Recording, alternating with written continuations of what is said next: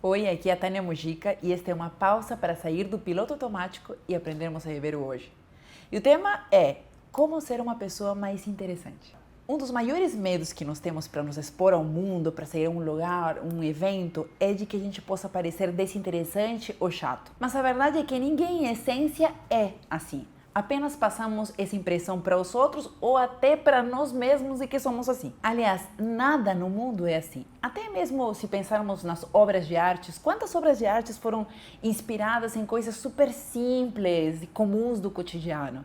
Girassóis, lírios na água ou uma mulher com um brinco de pérola. E realmente nenhuma dessas obras tinha algo de muito especial e exótico, mas a beleza delas está mais no olhar com a qual foram captadas e a forma como esses artistas conseguiram transmitir de uma maneira autêntica e inovadora aquilo que eles observaram e especialmente sentiram. E é dessa maneira que também todo ser humano pode ser captado, especialmente quando ele se mostra de uma maneira honesta, autêntica e sem artifícios. Aliás, quando nós falamos que uma pessoa é chata, na verdade estamos querendo dizer que ela ainda não teve a coragem de nos mostrar como é ser elas, ou que talvez ela não saiba como fazer isso. Presta bastante atenção, porque qualquer pessoa que tenha a capacidade de transmitir através de uma linguagem verbal ou não verbal a experiência do que é estar vivo, terá então o potencial para se tornar extremamente interessante. Porque uma pessoa interessante, ela não é interessante porque foi a lugares interessantes, porque conhece lugares interessantes,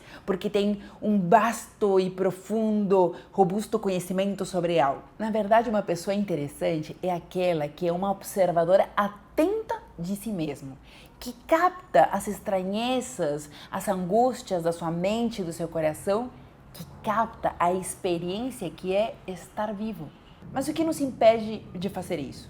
A crença de que os nossos sentimentos não serão interessantes para os outros. E aí a gente faz o quê? A gente começa a fazer as regras que dita a sociedade. Parecer mais inteligente. Ou inclusive seguir as dicas que muitos artigos, vídeos nos dizem. Sorria, decore o nome da outra pessoa, ou nunca fale de você. Comece a perguntar do outro. Nossa, já pensou? Tipo, se a gente fizer isso e for interessante e a outra pessoa ficasse muito empolgada falando sobre si mesmo, quão divertido isso ia ser para você? Você, de fato, ia ter um relacionamento autêntico se você estivesse o tempo todo só ouvindo o outro? Não seria mais legal ser uma pessoa interessante e a conversa toda que você tiver com a pessoa seja interessante, a experiência seja interessante também? Então, precisamos nos esquecer dessas dicas convencionais para sermos mais autênticos. Outra coisa que nos impede de fazer isso e de sermos pessoas interessantes é que a gente começa a se focar demais nas características do externo. A gente vai contar algo que nos aconteceu, a gente fica focado no quê? No onde foi, como foi, com quem foi, que horas foi, ao invés de prestarmos atenção naquilo que estava acontecendo dentro de nós naquele momento, o que você sentia, a estranheza, a emoção, os medos, ou seja, tudo aquilo que estava acontecendo por dentro e não tanto por fora. Se você prestar atenção, as pessoas mais interessantes, divertidas, envolventes, elas estão focando naquilo que está acontecendo dentro. Por exemplo, até os comediantes, os que fazem stand-up, o que eles fazem? Explicam o que eles estavam sentindo naquele momento. Eles pegam uma situação, esquecem tudo, quase todas as informações externas, só pegam as mais importantes e relevantes e começam a explicar o que eles estavam sentindo. Os grandes youtubers que bombam de seguidores, as pessoas acompanham e elas contam sua vida. O que é de interessante nisso? Em como elas se sentem, como foi a experiência delas estar nessa situação. Deixa eu te contar. Hoje de manhã, meu filho estava vendo um vídeo de um outro cara que estava jogando. Então, não sei como, esses são tipos de vídeos que os adolescentes adoram de ver. Eles veem outra pessoa jogando. Aí eu fiquei perguntando, poxa, não seria, interessante, mais divertido de que meu filho jogasse ao invés dele estar vendo jogar uma outra pessoa?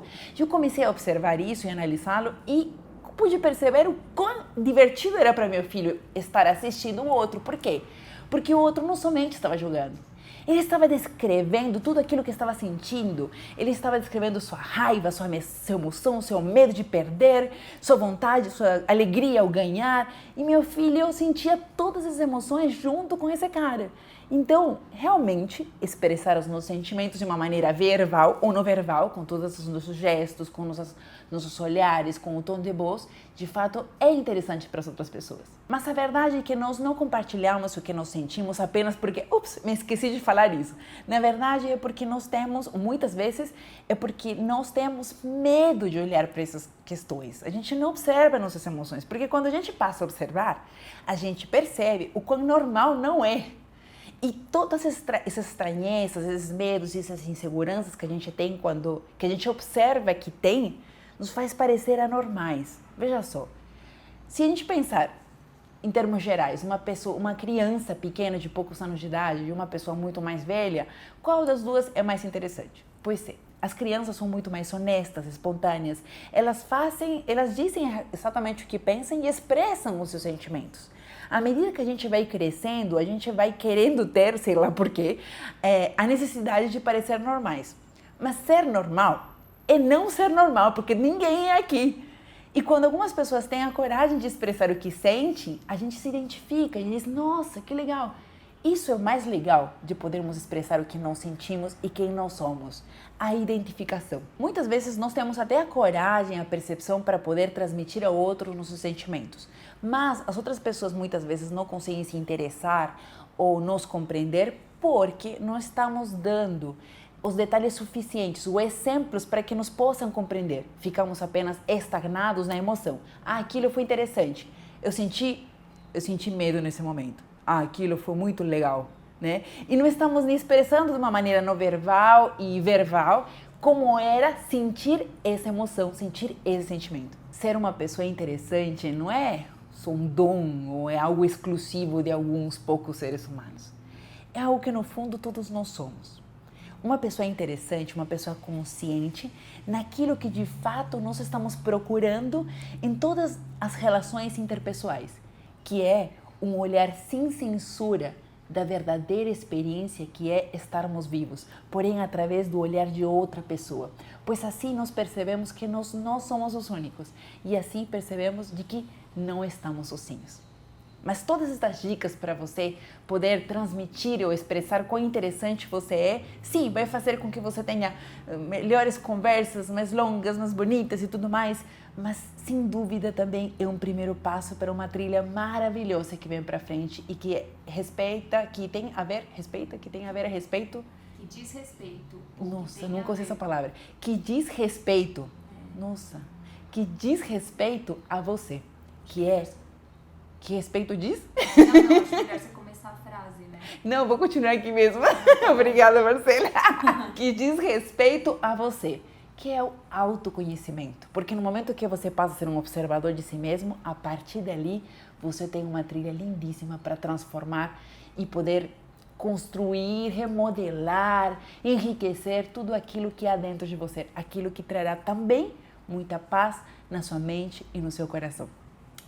E você pode fazer isso através da autoobservação, de livros, de cursos, através de terapia ou inclusive participando nos meus grupos de estudo de meditação e inteligência emocional.